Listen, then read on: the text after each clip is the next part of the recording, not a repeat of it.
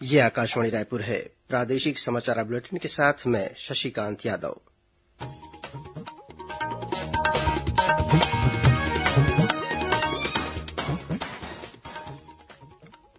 और अब पेश है आज के मुख्य समाचार।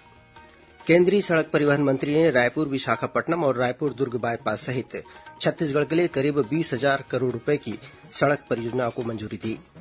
केंद्रीय विमानन मंत्री ने बिलासपुर से दिल्ली के बीच भी हवाई सेवा शुरू करने के लिए सहमति दी है। छत्तीसगढ़ उच्च न्यायालय में 2 नए न्यायाधीश न्यायमूर्ति नरेन्द्र कुमार व्यास और न्यायमूर्ति नरेश कुमार चंद्रवंशी को नियुक्त किया गया है। और आगामी 24 घंटों के दौरान राज्य में 1-2 स्थानों पर हल्की बारिश होने या गरज चमक के साथ छींटे पड़ने की संभावना।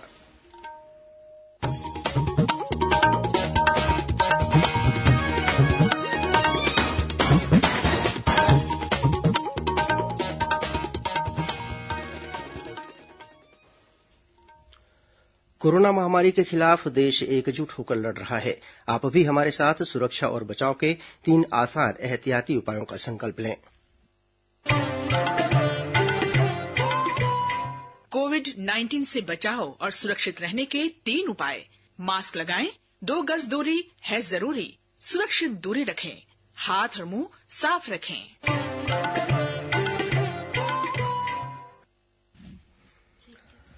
अब समाचार विस्तार से।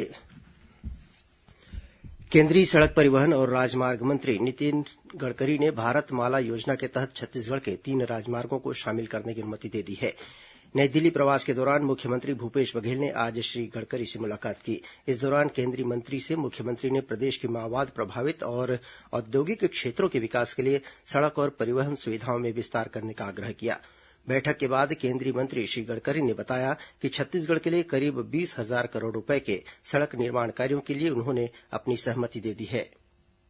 छत्तीसगढ़ में जो वर्तमान में जो नेशनल हाईवे है, जो अटके हुए थे, करीब से 13-14 प्रोजेक्ट थे, उनके बारे में हमने अनुमति दी है। प्रोजेक्ट को तुरंत उसके काम शुरू करेंगे। और उसके बाद में करीब 4 ऐसे राष्ट्रीय महामार्ग थे, तो उसको भी हमने राष्ट्रीय महामार्ग घोषित करने के बारे में अनुमति दी है। सबसे इम्पोर्टेंट ऐसे है कि रायपुर से विशाखापट्टनम हम करीब 15,000 करोड़ का रोड बना रहे हैं, जिसमें से 5,000 करोड़ का काम छत्तीसगढ़ में होगा। उसकी लैंड एक्विजिशन लगभग शुरू हो गई है और आने वाले 3 महीने में इसका हम शुभारंभ कर देंगे काम का। और दूसरा इम्पोर्टेंट है कि जो रायपुर से दुर्ग तक नया हाईवे बना रहे हैं 6 लेन, और ये 5,000 करोड़ का है। उसकी अलाइनमेंट को हमने आज मुख्यमंत्री जी को दिखाया, उन्होंने अनुमति दी है और उसको भी हम लोग जल्दी काम शुरू करेंगे। केंद्रीय मंत्री ने रायगढ़ धरमजयगढ़ मार्ग, अंबिकापुर भैंसामुड़ा वाड्रफ नगर, धनगांव बम्हनी रेणुकूट बनारस और पंडरिया बगाज गाड़ा सरई मार्ग को भारत माला योजना में शामिल करने की अनुमति भी दी है। इसके अलावा केंद्रीय मंत्री ने रायपुर दुर्ग बाईपास, रायपुर विशाखापट्टनम मार्ग और बिलासपुर उरगा मार्ग का निर्माण कार्य भी जल्द शुरू करने की सहमति दी है।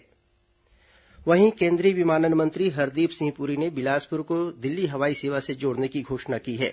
मुख्यमंत्री ने दिल्ली प्रवास के दौरान केंद्रीय विमानन मंत्री से भेंट की। चर्चा के दौरान केंद्रीय मंत्री को श्री बघेल ने क्षेत्रीय संपर्क योजना के तहत बिलासपुर को दिल्ली, मुंबई और कोलकाता जैसे महामार्गों के साथ हवाई सेवा से जोड़ने का आग्रह किया। इस पर केंद्रीय मंत्री ने बिलासपुर से दिल्ली के बीच हवाई सेवा शुरू करने पर सहमति दी। साथ ही केंद्रीय मंत्री ने रायपुर में कार्गो हब की सुविधा शुरू करने के लिए एयरपोर्ट अथॉरिटी ऑफ इंडिया के चेयरमैन को स्थल निरीक्षण कर जरूरी प्रक्रिया शुरू करने को कहा है।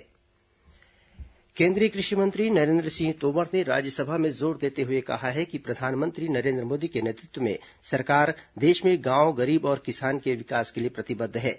राज्यसभा में आज राष्ट्रपति के अभिभाषण पर धन्यवाद प्रस्ताव पर आगे चर्चा शुरू हुई। चर्चा में भाग लेते हुए श्री तोमर ने कहा कि सरकार किसानों की आय को दोगुना करने के लक्ष्य के लिए प्रतिबद्ध है और नए कृषि कानून उसी को प्राप्त करने के लिए बनाए गए हैं। भारत सरकार नरेंद्र मोदी जी का नेतृत्व पूरी तरह किसानों के प्रति प्रतिबद्ध है, किसानों के प्रति समर्पित है।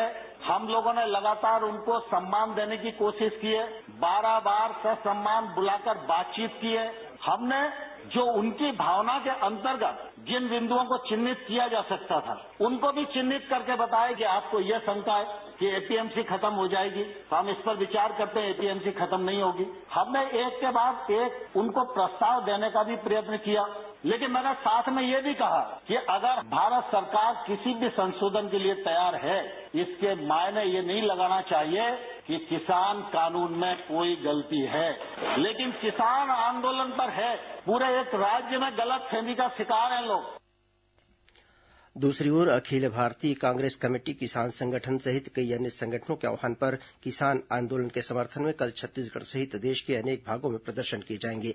कई संगठनों ने इस दौरान चक्काजाम करने की चेतावनी भी दी है।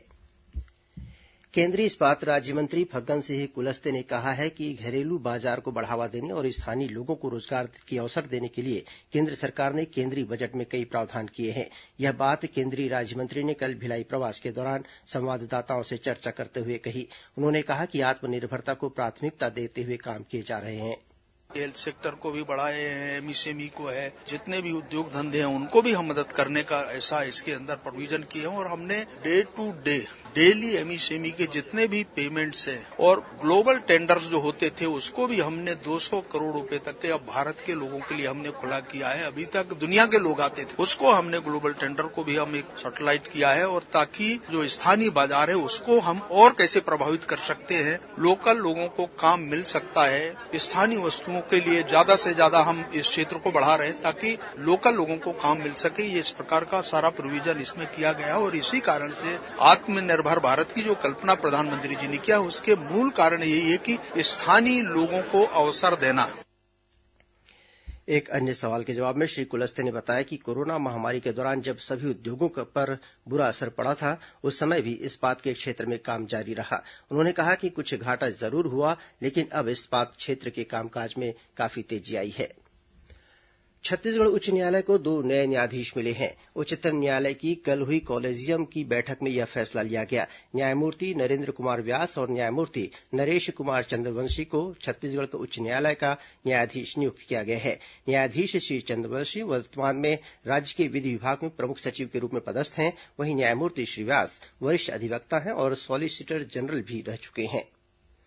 प्रादेशिक समाचार आप आकाशवाणी रायपुर से सुन रहे हैं। राज्य में संचालित एकलव्य आदर्श आवासीय विद्यालयों के लिए मंजूर किए गए नए सेटअप के अनुसार 3,692 पदों पर भर्ती की जाएगी। इन पदों को सीधी भर्ती, पदोन्नति और प्रतिनियुक्ति के माध्यम से भरा जाएगा। यह निर्णय आज मंत्रालय में आदिम जाति और अनुसूचित जाति विकास मंत्री डॉक्टर प्रेमसाय सिंह टेकाम की अध्यक्षता में आयोजित राज्य स्तरीय आदिम जाति कल्याण आवासीय और आश्रम शैक्षणिक संस्थान समिति के संचालक मंडल की बैठक में लिया गया। नए सेटअप के अनुसार स्कूलों के प्राचार्य और शिक्षकों के साथ अन्य गैर शैक्षणिक पदों पर भी भर्ती जिला स्तर पर समिति द्वारा की जाएगी। साथ ही बैठक में राज्य में स्वीकृत 29 नए एकलव्य आदर्श आवासीय विद्यालय को अंग्रेजी माध्यम में संचालित किए जाने का फैसला भी लिया गया है। छत्तीसगढ़ में कोरोना टीकाकरण पूरे उत्साह के साथ जारी है। प्रदेश में अब तक 1,31,000 से अधिक लोगों को कोरोना वैक्सीन लगाई जा चुकी है। कल प्रदेश में 29,000 से अधिक स्वास्थ्यकर्मियों को कोरोना टीका लगाया गया। इस बीच प्रदेश में कल कोरोना संक्रमण के 373 नए मामले मिले हैं। वहीं कल 387 लोगों को स्वस्थ होने के बाद डिस्चार्ज किया गया। वर्तमान में प्रदेश में कोरोना संक्रमण के करीब 4,300 सक्रिय मामले हैं। रायपुर और बिलासपुर में हॉकी, एथलेटिक्स और तीरंदाजी की राज्य स्तरीय आवासीय खेल अकादमी शुरू की जा रही है। भारत सरकार की खेलो इंडिया योजना के तहत खेल और युवा कल्याण विभाग द्वारा हॉकी में 54, एथलेटिक्स में 60 और तीरंदाजी में 36 खिलाड़ियों का चयन किया जाएगा। चयनित खिलाड़ियों को आवास और भोजन, पढ़ाई का खर्च, खेल परिधान, खेल सामग्री और दुर्घटना बीमा जैसी सुविधाएं निःशुल्क उपलब्ध कराई जाएंगी। इस अकादमी में 9 से 17 वर्ष आयु वर्ग के बालक बालिकाओं को प्रवेश दिया जाएगा। सूचना का अधिकार अधिनियम 2005 के तहत जानकारी मांगने के लिए अब आवेदन शुल्क के रूप में ई स्टाम्प स्वीकार किया जाएगा। इसके लिए राज्य सरकार ने अधिनियम के नियमों में संशोधन किया है। इसके अनुसार अब आवेदक आवेदन शुल्क के रूप में छत्तीसगढ़ का नॉन ज्यूडिशियल स्टाम्प या ई स्टाम्प दे सकते हैं। छत्तीसगढ़ उच्च न्यायालय ने रायपुर स्थित इंदिरा गांधी कृषि विश्वविद्यालय में सहायक प्राध्यापक भर्ती प्रक्रिया में अनुसूचित जाति के लिए आरक्षित एक पद की भर्ती पर अगली सुनवाई तक के लिए रोक लगा दी है। न्यायाधीश गौतम भादुड़ी की सिंगल बेंच में 6 हफ्ते बाद इस मामले की अगली सुनवाई होगी। एक याचिकाकर्ता ने बताया था कि एक उम्मीदवार ने गैर मान्यता प्राप्त विश्वविद्यालय से पीएचडी की डिग्री हासिल की थी, साथ ही सहायक प्राध्यापक की भर्ती प्रक्रिया के दौरान सही जानकारी नहीं दी। इस याचिका पर सुनवाई करते हुए न्यायालय ने सहायक प्राध्यापक की पूरी भर्ती प्रक्रिया पर रोक नहीं लगाते हुए केवल एक पद पर भर्ती नहीं करने का आदेश दिया है। वन मंत्री मोहम्मद अकबर ने नवा रायपुर स्थित अरण्य भवन में वनोपजों की बिक्री के लिए एक आउटलेट का शुभारंभ किया। इस मौके पर उन्होंने कहा कि इससे न केवल वनोपजों से निर्मित उत्पादों का प्रचार प्रसार होगा, बल्कि इसकी बिक्री भी बढ़ेगी। इस आउटलेट में प्रमुख रूप से मरवाही की सीताफल आइसक्रीम, कटघोरा का जैविक चावल, कवर्धा का ऑर्गेनिक गुड़, बलरामपुर का मुनगा पाउडर और बस्तर का काजू तथा इमली जैसे उत्पाद भी बिक्री के लिए उपलब्ध हैं। प्रधान मुख्य वन संरक्षक राकेश चतुर्वेदी ने बताया कि स्थानीय लोगों को रोजगार और वनोपजों को बाजार देने के लिए इस तरह के आउटलेट विकसित किए जा रहे हैं। और अब पेश है मौसम का हाल। मौसम विभाग ने आगामी 24 घंटों के दौरान राज्य में 1-2 स्थानों पर हल्की बारिश होने या गरज चमक के साथ छींटे पड़ने की संभावना जताई है। रायपुर स्थित मौसम विज्ञान केन्द्र के अनुसार उत्तर पूर्व मध्यप्रदेश और उसके आसपास के क्षेत्र में एक चक्रवाती घेरा बना हुआ है, वहीं एक द्रोणिका भी सक्रिय है। इसके असर से राज्य का मौसम बदल सकता है। इस दौरान न्यूनतम तापमान में गिरावट आने की संभावना है। अब कुछ अन्य खबरें संक्षिप्त में। भारतीय जनता युवा मोर्चा के प्रदेश अध्यक्ष अमित साहू ने राज्य लोक सेवा आयोग की परीक्षा में कथित अनियमितता की जांच के लिए न्यायिक जांच समिति गठित करने की मांग की है। वहीं आज धमतरी में युवा मोर्चा के पदाधिकारियों ने पीएससी की परीक्षा में कथित गड़बड़ियों के विरोध में प्रदर्शन किया। राजनांदगांव जिले में मदनवाड़ा क्षेत्र में स्थित कलवर गांव में 2 नाबालिग बालिकाओं के साथ छेड़छाड़ के आरोप में पुलिस अधीक्षक डी श्रवण ने डीआरजी के 2 जवानों को निलंबित कर दिया है। इस मामले में 3 लोगों के खिलाफ मामला दर्ज किया गया है।